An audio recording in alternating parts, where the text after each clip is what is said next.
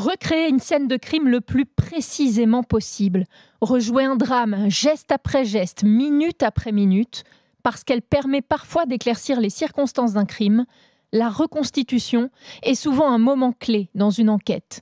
C'est l'exercice auquel se sont prêtés le 15 mai dernier tous les acteurs de l'affaire Bonfanti. À Pontcharra, en Isère, le juge d'instruction en charge du dossier a organisé une reconstitution en présence du suspect avec cette particularité. Le meurtre de Marie-Thérèse Bonfanti remonte à 1986. Cela fait 39 ans cette semaine que cette jeune mère de famille a été tuée. Et évidemment, le temps qui s'est écoulé pose des difficultés. Comment organise-t-on une reconstitution dans un cold case lorsque les faits se sont déroulés il y a plusieurs dizaines d'années? Quelles sont les contraintes que les enquêteurs doivent prendre en compte? Je suis Elisa Tranin et vous écoutez un nouvel épisode d'Affaires suivantes, le podcast inédit.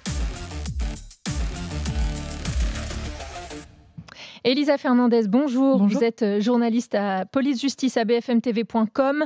Jacques Dallest, bonjour. Vous avez été juge d'instruction et procureur et vous êtes l'auteur de plusieurs ouvrages. Récemment, vous avez signé sur les chemins du crime, paru aux éditions Mareuil. Merci d'être avec nous. Dans un instant, nous reviendrons ensemble sur les défis que présente l'organisation d'une reconstitution dans ces affaires judiciaires vieilles de plusieurs dizaines d'années. Mais tout d'abord, le rappel des faits avec vous, Elisa. Une reconstitution vient d'être effectuée en Isère, dans une affaire, on l'a dit, qui a presque 40 ans. Exactement, cette affaire, c'est celle de la disparition d'une femme à Pontcharra, une commune située à une quarantaine de kilomètres au nord de Grenoble. Et cette disparition, elle a lieu en 1986. Elle s'appelle Marie-Thérèse Bonfanti. Elle a 25 ans, elle est mère de 2 enfants en bas âge. Et dans le cadre de son travail, elle distribue des journaux dans cette ville de Pontcharra. Le 22 mai 1986, elle part donc travailler avec sa voiture. Mais ensuite, elle ne donne plus signe de vie, impossible de savoir où elle se trouve. On retrouvera seulement sa voiture garée sur un parking, portière ouverte, les clés laissées sur le contact. Une enquête est ouverte et rapidement, les soupçons des enquêteurs se portent sur un homme. Il s'appelle Yves Chatin, il est assez jeune, il a 21 ans. Il est placé en garde à vue et face aux enquêteurs, il nie avoir un lien avec la disparition de Marie-Thérèse Bonfanti. À l'époque, on estime finalement qu'il n'y a pas assez d'éléments à son encontre, donc il finit par être relâché.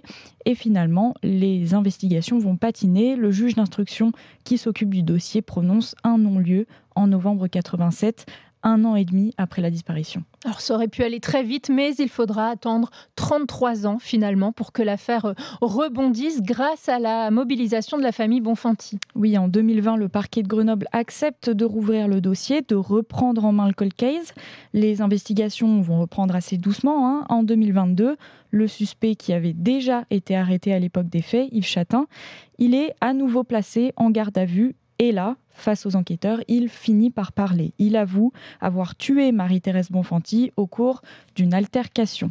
Plus précisément, il raconte que le jour du meurtre, la jeune femme elle était venue déposer un paquet de journaux dans le hall de la maison dans laquelle il vit. C'est une maison qu'il partage avec d'autres membres de sa famille. Et il explique que la livreuse était mal garée, qu'ils se sont énervés, qu'elle est devenue agressive et qu'il a fini par la frapper à plusieurs reprises, ce qui a entraîné sa mort. Les enquêteurs, ils vont pouvoir vérifier que ce qu'il vient de dire est vrai, du moins le fait qu'il l'a tué, puisque Yves Chatin indique l'emplacement où il s'est rendu ensuite pour se débarrasser du corps. Et à cet endroit-là, 36 ans plus tard, vont être retrouvés des restes humains, dont un crâne. L'expertise va le confirmer, il s'agit bien du crâne de Marie-Thérèse Bonfanti. Va alors commencer tout un débat autour de la prescription des faits. Oui, tout simplement parce que si on prend le meurtre comme point de départ de la prescription, le dossier, il devrait être prescrit depuis 1998. Mais les parties civiles et le parquet de Grenoble, eux, ils estiment que dans ce cas précis, la prescription, elle doit s'appliquer à partir des aveux du suspect et de la découverte du corps. Pour la simple et bonne raison qu'avant ça, rien n'indiquait réellement qu'il s'agissait d'un meurtre. Il pouvait très bien s'agir, par exemple, d'une disparition volontaire. Dans cette logique, il faudrait donc faire démarrer la prescription en 2022.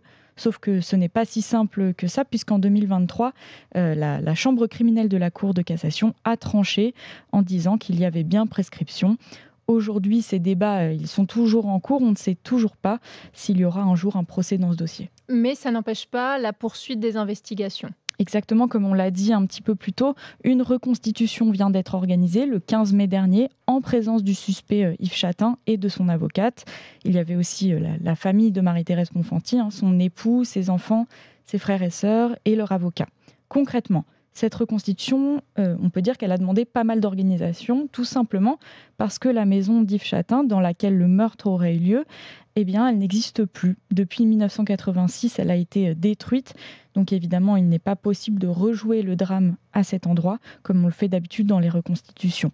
Ce que le juge d'instruction a décidé de faire pour qu'elle puisse quand même se tenir, c'est de reconstituer les lieux au sein du gymnase de la gendarmerie de Pontcharra. Donc on va recréer au mieux l'intérieur de la maison où les faits se sont déroulés et on procède à la reconstitution, c'est-à-dire que le suspect va rejouer le meurtre geste après geste.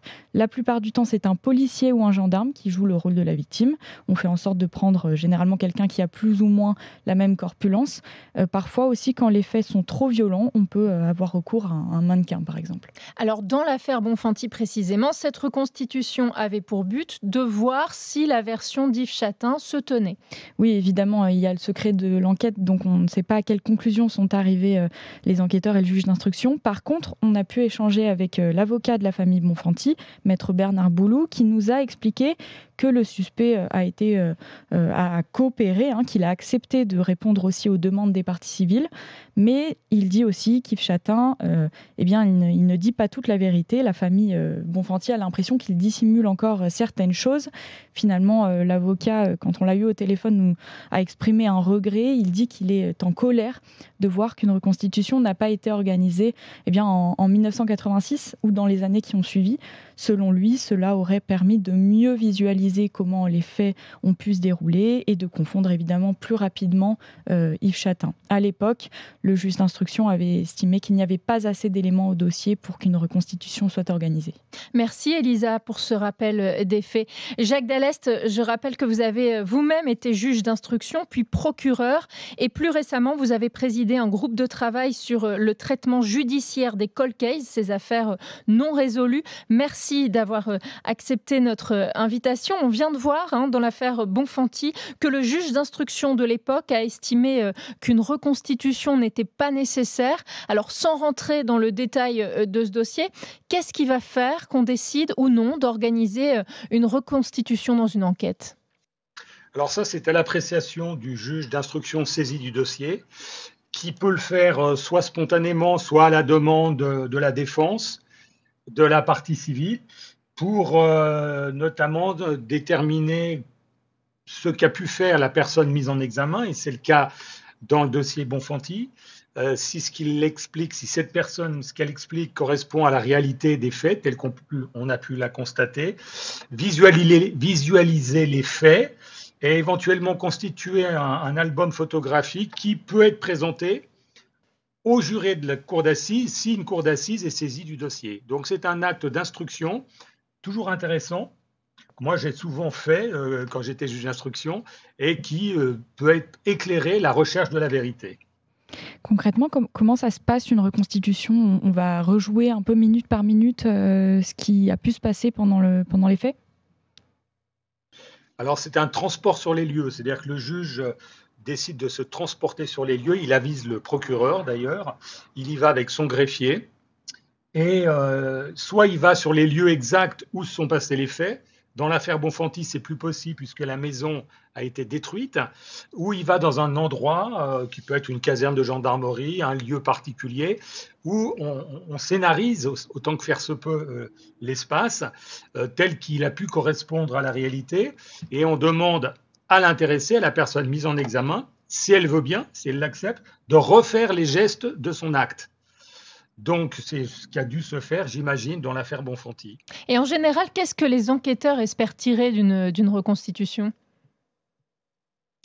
Alors, c'est le juge d'instruction, c'est lui qui décide cet acte, de voir si ce qui, encore une fois, est expliqué, reconnu ou pas par l'intéressé, correspond à la réalité, les gestes qui ont été les siens, ses attitudes, les distances avec la victime, ce qu'il a pu faire avant et après les faits. C'est une mise en situation sur le terrain, un transport sur les lieux qui vise encore une fois à essayer de reproduire autant que faire se peut, l'acte qui est reproché à la personne mise en examen. C'est un acte grave qui sera apprécié éventuellement, encore une fois, par une cour d'assises. Et on a le souvenir de reconstitutions qui ont permis à des auteurs de passer aux aveux, par exemple dans l'affaire Daval.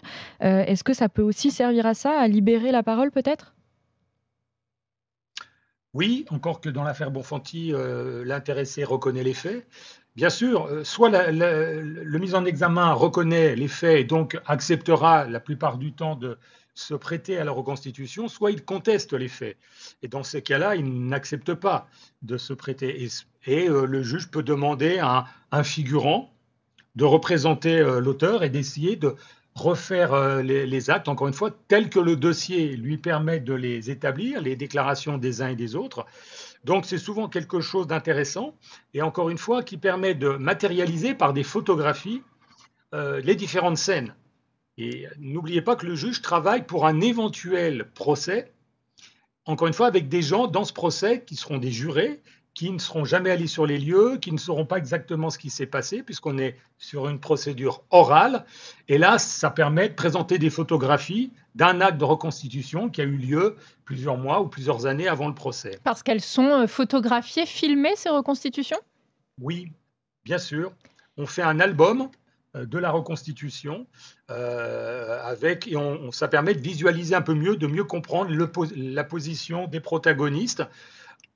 Un figurant représente la victime, l'auteur peut accepter ou refuser, et donc en fonction des déclarations, enfin des constatations faites par les enquêteurs, éventuellement des expertises médico-légales et autres. Là, dans l'affaire Bonfanti, ce n'est pas le cas puisqu'on n'a pas retrouvé le corps de la victime, on a retrouvé que ses restes bien longtemps plus tard. Vous voyez, c'est un rapprochement entre les affirmations et les éléments objectifs du dossier, tout ça étant matérialisé par la prise de photographie ou d'un film. Et justement, dans l'affaire Bonfanti, on a vu que cette affaire avait plusieurs dizaines d'années. Comment est-ce qu'on organise une reconstitution si longtemps après ? Quels éléments il faut prendre en compte ? Vous parliez de la maison tout à l'heure. N'existe plus. Oui. La maison où les faits sont passés a été détruite, donc ça ne peut pas être dans cette maison. Ça, c'est tout le problème des reconstitutions qui ont lieu des années après, puisque les lieux ont pu complètement changer. Imaginez un acte commis dans une rue, la rue a été bouleversée, dans un jardin, le jardin n'existe plus. Donc, dans un lieu neutre, encore une fois, une caserne de gendarmerie, un parking, où simplement, ce qui est recherché et demandé par le juge, c'est quelle était la position, l'attitude du mis en cause par rapport à la victime. Quel geste il a eu, quel objet il a utilisé, comment étaient ses mains sur le cou de la victime, etc. Tout ça est figuré, si possible, le plus proche de la vérité. Là, le problème dans l'affaire Bonfanti, c'est qu'on n'a pas de témoins. On n'a donc que les déclarations du mis en cause. On n'a pas de témoins. Et donc, lui donne sa version, c'est sa version qui est donc matérialisée, qui sera présentée éventuellement, encore une fois, lors d'un procès. Avec l'ouverture du pôle Cold Case à Nanterre, est-ce que ce sont des reconstitutions dans ce type d'affaires anciennes qu'on voit de plus en plus régulièrement ? Pas forcément.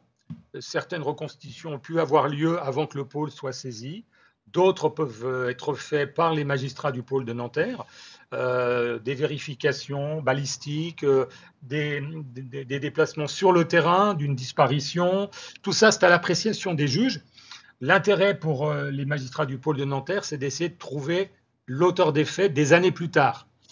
Donc, c'est d'essayer, avec le dossier qui a été constitué avant même qu'ils se saisissent de l'affaire, de voir si des choses méritent d'être précisées, voire d'être faites. Par exemple, une reconstitution qui n'a pas été faite auparavant, parce que comme on n'avait pas d'auteur de mise en cause, le juge a estimé que ce n'était pas utile, ou au contraire, de le faire. Et là, dans le portefeuille des affaires du pôle, je crois qu'il y a 13 affaires, 13 personnes ont été mises en examen par les magistrats du pôle, ce qui n'avait pas été le cas auparavant. Donc je suppose que les juges ordonneront un certain nombre de reconstitutions avec ces mises en examen, s'ils reconnaissent les faits ou s'ils les nient. Et ça, encore une fois, c'est à l'appréciation des magistrats ou à la demande des différentes parties, la victime, les proches de la victime, l'accusation, enfin le ministère public, ou la défense. Une dernière chose, peut-être, comment ça se passe quand on n'a ni suspect, ni corps, ni... Oui, ça peut être simplement un transport sur les lieux. Si on n'a pas de suspect, si on n'a pas de victime, voilà, c'est plutôt ce qu'on appelle un transport sur les lieux. Le juge se déplace, sort de son cabinet, va à un endroit qui peut être utile, une forêt, le bord d'une rivière, un appartement, une maison, et il le fait que si c'est utile. C'est pas simplement pour prendre l'air, c'est pour essayer de vérifier un certain nombre de choses.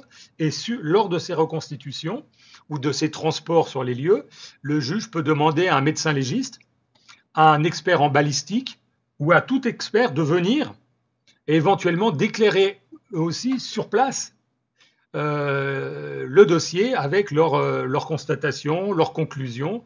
Donc c'est toujours intéressant à un moment de sortir du palais de justice et d'aller au plus près du lieu des faits ou du lieu de découverte du corps. Puisque quelquefois, les faits ont eu lieu à tel endroit, l'auteur a transporté le corps et on ne retrouve le corps que bien loin, de façon très éloignée du lieu des faits.